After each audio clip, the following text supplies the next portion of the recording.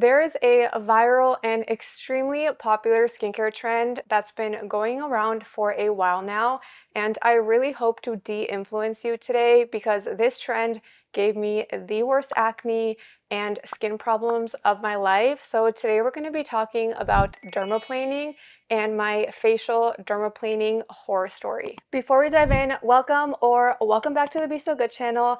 This is our sixth Mate Chat episode where we take a second to slow down, sip on something warm, and have real conversations about life, growth, wellness, and just how we show up in our everyday. So let's get into it.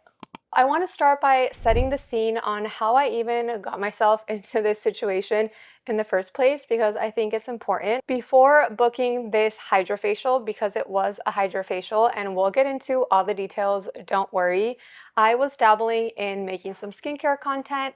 I was trying out a lot of new products, and I did give myself a little bit of texture now looking back, but my skin was overall very healthy. I really hadn't had acne in the past, maybe once when I was a teenager for a little bit of time, but overall in my life, I had really not struggled with my skin. I had a very, very simple routine, and that's just all I did, and it's not even something that I thought about or I worried about. But as I started dabbling in skincare and I decided I really wanted to go get a facial and kind of kick things up a notch, I asked one of my clients who had gorgeous skin, and she's also a maxillofacial surgeon. So of course I trusted her, and I was like, where do you go? I need to know the details. She recommended this place and she told me you have to go with the owner. She's the one that I get facials from and she's so good. So I had originally actually tried booking, but she was booked up in months in advance. I read all the reviews online. They were all fantastic. So I was like, I have to go here. I just really didn't want to wait for months to see her. So I originally actually ended up booking another person and I did a facial with her and everything was fine. I didn't really notice anything crazy, but this is just giving you a little bit of backstory to the buildup of what happens. So I got that facial, everything was fine. And now looking back, I don't really know why I went back because I really didn't see anything crazy. It's not like one facial is really going to change much for you. And it was expensive. I think unfortunately, I think I paid like $160, $180. Mind you, this was like 3 years ago at this point. So I'm sure that the prices have gone up since then. But after that, I talked to one of my really good friends whose baby shower I'm actually going to after filming this video. But her and I decided that we wanted to go. We wanted to go together because she also is really into skincare. Her skin is also amazing. And I had a big trip to Argentina coming up. So we were like, yeah, let's go. Let's book this way in advance. I think we booked like 3 months in advance. And I said, I want to go with the owner this time because that's the person that my client told me that I should go to. So I booked the owner, she booked somebody else, and off we went to get our hydrofacial. I'll insert photos of me literally like 30 minutes before going into this appointment. I was really just going to, I don't know, make my skin a little bit more glowier, healthier. Now looking back, big mistake and the biggest regret I have in my skincare journey. So now let's get into what happened. So we arrive, my friend goes off with her provider, I go off with the owner. I'm so excited. She lays me down and we start the facial process. I cannot remember exactly what it is that she used on me in terms of exfoliation. I want to say that for the exfoliation part of the facial, she used lactic acid, which is meant for very sensitive skin. Of course, when going in, I told her I have extremely sensitive, very acne prone, very reactive skin. She was like, yep, don't worry. And we proceeded to go through the facial. And then came the extraction times, which as a skin picker myself, I live for the extractions. I want every single piece of gunk to be taken out. If you're someone that picks at your skin, definitely check out my skin picking video. I know how hard it can be, so if you do struggle with that, definitely check that out. But she went ham on the extractions. And when I tell you that we were in there for so long, again, I went in there knowing I had a little bit of congestion, but I was like, we have been doing extractions for like an hour. My friend who has perfect skin is probably done with her facial, waiting for me outside, being like, what the heck is taking so long? I also knew that we had more steps that came after the extractions, but I also appreciated the fact that she was going ham and she was like, we're gonna get rid of anything and everything that's on your face, all the little clogged pores, all the little closed comedones, everything is gonna come out. You're gonna look so good. But this is where things go awry. After the extractions have been completed, she starts chatting with me and she's like, well, I really want to dermaplane your face. And if you're not sure what dermaplaning is, I probably should have explained it in the beginning of the video, but dermaplaning is just when they essentially take a, well, in her case, medical grade blade, not one of these cheap ones. I legitimately bought these just for the video, but they take a little blade and they shave the little vellus hairs on your face and a layer of skin on your face. I had never dermaplaned in the past. Of course, I was aware of what it was because I was dabbling in skincare content and I saw so many people in skincare that swore by dermaplaning, so many makeup artists that swore by dermaplaning so that their makeup would lay nicer. And I never, ever was curious to try it because, again, I know I have sensitive skin or reactive skin. I barely wear makeup. Like, I'm wearing some makeup in this video. I barely wear any makeup in any of my other videos besides mascara and blush. So the makeup application and stuff like that is not a reason for me to want to dermaplane. I don't really care. But as she's talking with me and she's saying, we took all this time to do all these extractions. I got rid of everything. I really want to dermaplane your face. It's going to look so incredible. It's just going to be amazing. And she kind of kept reiterating how incredible it was going to be. And unfortunately, where she also got me is that this was an add-on service for the facial. So I also was like, no, I'm not going to pay another $80 to dermaplane my face when I don't really care to. But she was like, I'm going to do it for free. And like human nature, you're like, for free. And then you start thinking like, maybe I should do it. Maybe this is my chance. Maybe it's life-changing. Maybe my skin is going to look the best it's ever looked. Don't fall for that. Just because it's free does not mean that it's going to work or that you should do it, and please learn from my mistake. So as soon as she threw the free word around, I was like, I thought about my client's skin. I thought about what she was saying, and I was like, I need to trust. I need to trust everything's going to be fine. She wouldn't be doing this if it's not going to turn out incredible. Again, big mistake, big mistake. So we proceeded to go ahead and she dermaplaned my face. And then I can't remember what came after that. I want to say like some light therapy and then like moisturizer, sunscreen, because this was in the daytime. And then I left the appointment. I met up with my friend who was like, what the heck took so long? Because I think she was waiting for me for like 45 minutes or if not even more. And she looked incredible as expected. And I looked not well. I did not look well. I'll insert photos right after my appointment. I was like, oh my God, my face is so red.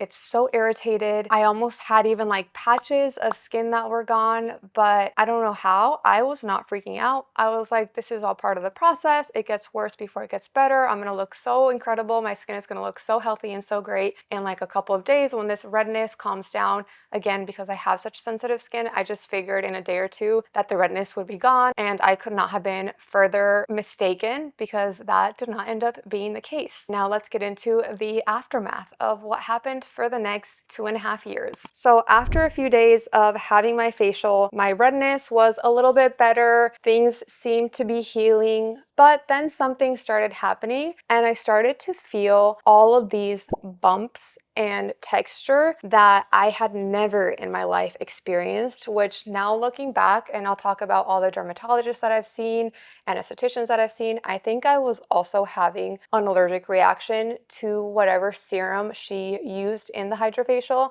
So I think it was a whole combination of basically all the things that really kind of could go wrong in a Hydrofacial, which is meant to be such a safe and like hydrating experience. But again, unfortunately, this wasn't the case for me. I think I was reacting to something that she used on me. And then the fact that we dermaplaned on top of that is what brought on these whole host of issues for the next 2.5 years, including the worst acne and breakouts of my life. It all started with bumps that I started noticing. And worse than all, it was that I could feel them. Like whenever I would cleanse, put on any sunscreen, any serum, anything, I was like, what is on my face? Like, what is happening? And again, as someone that struggles with, picking at my skin a little bit, this was not good. This was not good for me at all. It became a humongous trigger for me to feel this all over my face. And I really thought that it was just gonna go away. But a month passed, I was Googling it like crazy. ChatGPT did not exist at the time. I don't know if ChatGPT would have helped, but I also sent photos to my aunt who was a derm. But I also think that in the photos, it wasn't showing up as badly as it was in real life and as I could feel it. I ended up going on my trip. I saw my aunt who's a derm and I kind of told her the whole situation, and she was like, why in the world would you do that? Which totally valid. She explained to me, again, you have really sensitive skin. You already did this whole exfoliation process, and then she went in and she did extractions. And then they went in and dermaplaned, which basically took off that last, if any, layer of protection that you had on your face was just shaved off essentially. So you're exposed to everything that's in the environment, as well as anything topically can now be irritating, as well as the hair follicle tries to grow out, things can also happen. So it just became a whole mess. Unfortunately, we were not able to really resolve the issue before I left. I tried some things like ivermectin because we thought it was like a really bad rosacea reaction. That didn't really help. I ended up coming back again to the United States, and I don't know why I'm cuckoo.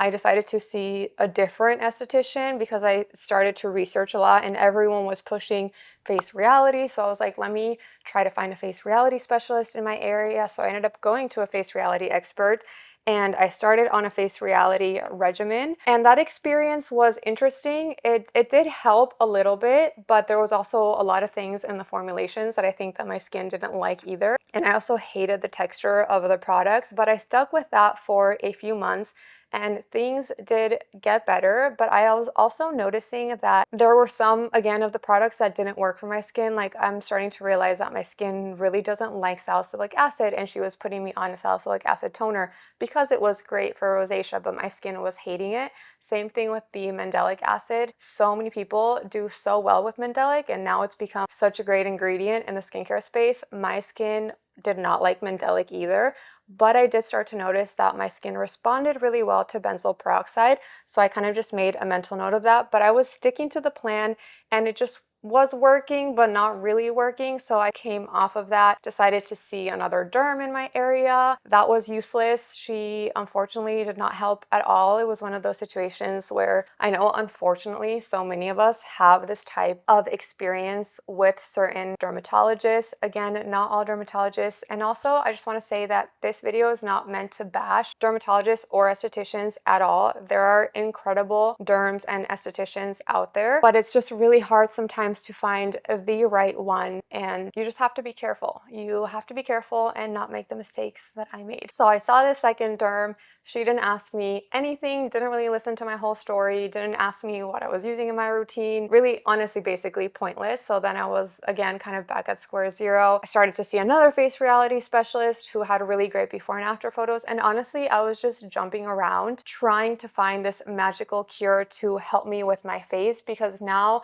I had so many closed comedones, which, if you don't know what closed comedones are, they're like that pebble-like texture acne where it's not big, red, inflamed, which I was also getting, by the way. It's not that I just had closed comedones, but the majority, it was just texture, blackheads and closed comedones everywhere. And I was using non-comedogenic skincare and doing all the quote-unquote right things, but it was just there was something unbalanced in my face, and no matter, it seems like, what I used, it was not going away. And then, of course, because of all this texture, and like I've said probably 3 times at this point in this video, I started to really struggle with my dermatillomania, which, again, if unfortunately you're dealing with that, definitely go check out my dermatillomania video where I covered how I finally stopped picking at my skin, because that was probably one of the hardest things in this whole journey when I was dealing with now this whole new face of closed comedones and acne and just not understanding what was going on with my skin,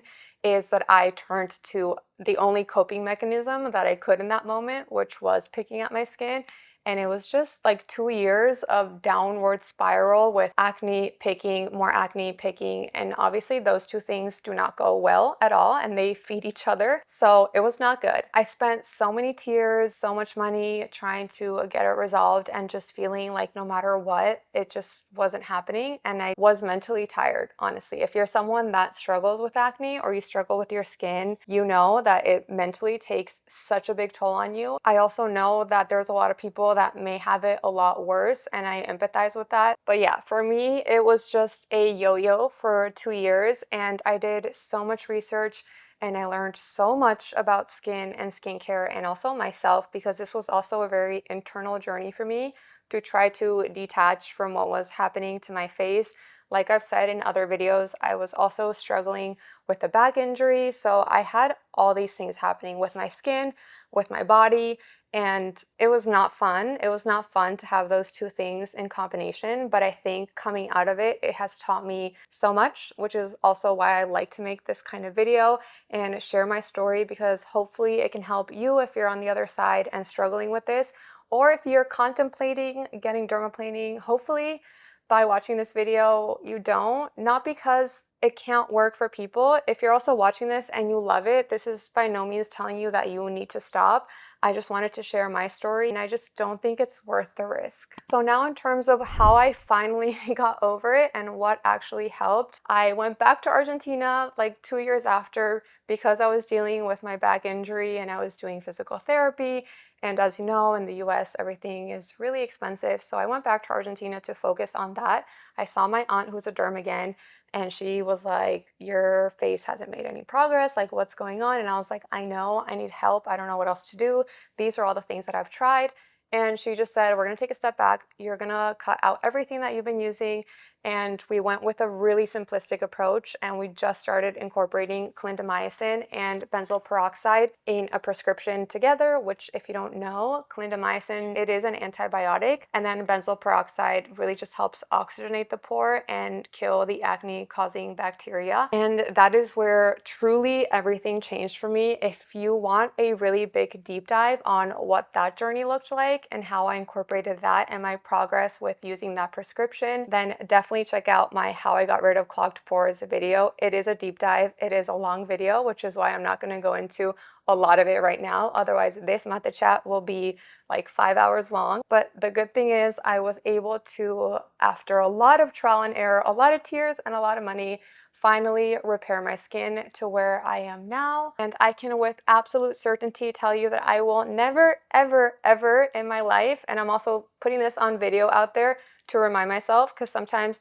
I can have like amnesia and forget that I say something or promise myself something, and then I'm like, well, maybe things are different now. No, we are not ever reaching for these. Well, I didn't even do it myself. I don't even know how people do this to themselves. Again, I got it professionally done and all of it went wrong anyways. So please don't do this on yourself. I know that so many people push it and say it's the best thing ever, but I am starting to see more videos of girls that have had really bad experiences after dermaplaning, especially if you're someone with really sensitive skin or very acne prone. I know that this promises you that you're gonna have smoother skin. It's a great form of exfoliation, makes it easier for products to penetrate, blah, blah, blah, whatever. If you're on the fence, I would personally just say it's not worth finding out if your skin is gonna like it or not. Also, as my aunt really explained to me, your hairs on your skin and on your face are really there to protect you, so there is no point in trying to get rid of them. Also, we are talking about shaving, your whole face. I'm not talking about if you wax your lips or maybe you do your upper lip. I personally, luckily, as of making this video, I've never waxed my upper lip or had to or anything like that, but I know that a lot of girls do. That's probably fine. If you're doing that and that works for you, that's fine. But don't do your whole entire face unless you want to find yourself in my scenario, which I do not recommend. But yeah, that's my dermaplaning. horror story at a very nice, very boutique-y place in Miami with the best reviews. So even if you're going to a very quote-unquote great place, it can still happen to you. So let me know, have you had any really bad skincare treatments go wrong? Or have you ever tried dermaplaning? Do you love it? Do you hate it? Let me know. I love chatting with you guys in the comments, and I just think that I can't be the only one that this has happened to. But anyway, I really hope that you got some value from this video and from my skin downfall. And I hope that I de-influenced or saved at least one person from going through the experience that I have. And if you're into more skincare content, wellness content, healthy living, all that kind of stuff, definitely subscribe and like this video. It really helps to support the channel. I am so grateful to have you here, and I hope to catch you in my next Method Chat episode or in any of the other videos that YouTube thinks you'll love here next.